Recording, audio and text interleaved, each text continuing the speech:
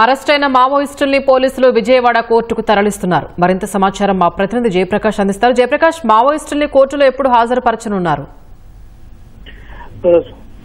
కొద్దిసేపట్లో అరెస్ట్ చేసిన మావోయిస్టులని విజయవాడ కోర్టులో హాజరుపరచనున్నారు. మొత్తం ఉమ్మడి కృష్ణా జిల్లాలో మొత్తం 33 మంది మావోయిస్టులని అరెస్ట్, అదేవిధంగా ఇటు రామవరపాడు, న్యూ ఆటోనగర్ ఈ 3 ప్రాంతాల్లో సోదాలు చేపట్టిన పోలీసులు, ఆక్టోపస్ సిబ్బంది మొత్తం 33 మందిని అదుపులోకి తీసుకుని అరెస్ట్ చేశారు. ఈ రోజు అరెస్ట్ చేసినట్లు ధృవీకరించారు.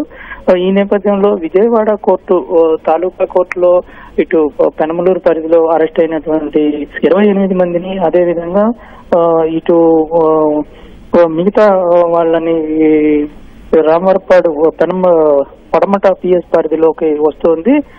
పడమట పిఎస్ పరిధిలో ఉన్న కోర్టులో, విజయవాడ కోర్టులో ఈ రోజు హాజరుపరచనున్నారు. కొద్దిసేపటి కిందటే నిందితులు అందరినీ ఇక్కడికి తీసుకొని వచ్చారు. మరికొద్దిసేపట్లోనే హాజరుపరచనున్నారు. విచారణ జరిపి రిమాండ్ పైన కోర్టు నిర్ణయం వెలువరించిన దాని ప్రకారంగా వాళ్ళని ఆ తర్వాత చర్యలు చేపడతారు.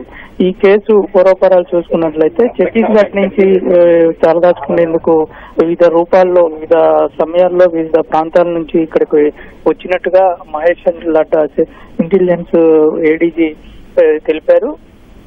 వాళ్ళు ఒక్కొక్కళ్ళుగా ఇక్కడికి వచ్చి ఒక చోట షెల్టర్ తీసుకున్నారనేటువంటి తెలుస్తుంది. అయితే ఇక్కడ సానుభూతి పరులు ఎవరెవరు వారికి మద్దతు ఇస్తున్నారు అనే దాని మీద కూడా నిఘా పెడుతున్నామని తెలిపారు. ఇప్పుడున్న పరిస్థితుల్లో ఇటు సెంట్రల్ గవర్నమెంట్ చేపడుతున్న గార్ ఆపరేషన్ తీవ్ర ఒత్తిడితోనే ఛత్తీస్గఢ్, అదేవిధంగా ఇతర ప్రాంతాల్లో ఉన్నటువంటి కీలకమైనటువంటి మావోయిస్టులు ఇటు ఏపీ షెల్టర్ జోన్ గా చేసుకునేందుకు వాళ్ళు వస్తూ ఉన్నారనే సమాచారం ఉంది. ఇంకా ఇప్పుడు జరిగిన తర్వాత కూడా మరికొంతమంది లొంగుబాటుకు వచ్చే అవకాశం ఉంది. ఒకవేళ ఇక్కడ లొంగుబాటు కాకుండా ఇక్కడ షెల్టర్ జోన్ ఏర్పాటు చేసుకునేందుకు వస్తే ఖచ్చితంగా వారిపై చర్యలు తీసుకుంటామని కొనసాగుతుందని చెప్తూ ఉన్నారు.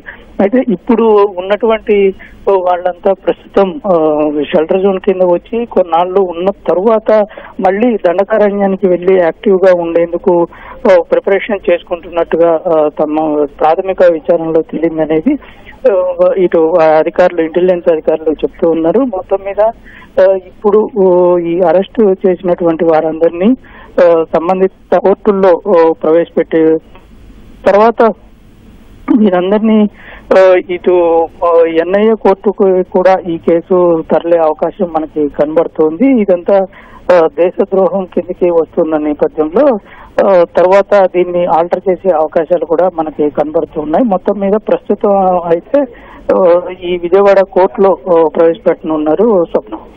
ధన్యవాదాలు జయప్రకాష్.